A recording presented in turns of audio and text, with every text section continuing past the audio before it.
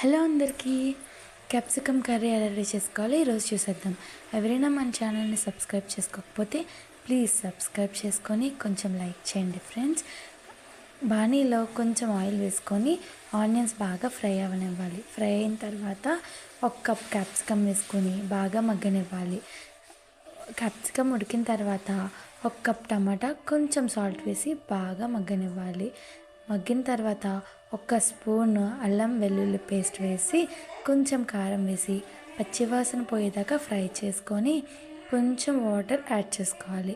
Water అనేవి దగ్గరికి అయిపోయింది, ఆయిల్ సెపరేట్ అవుతున్న టైంకి స్టవ్ ఆఫ్ చేసుకుంటే ఎంతో టేస్టీగా ఉండే క్యాప్సికమ్ కర్రీ రెడీ.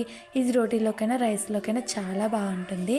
ఈ వీడియో మీకు నచ్చినట్లయితే ప్లీజ్ లైక్ చేయండి, షేర్ చేయండి, సబ్స్క్రైబ్ చేయండి. మన ఛానల్ని కొంచెం సపోర్ట్ చేయండి ఫ్రెండ్స్. Bye bye.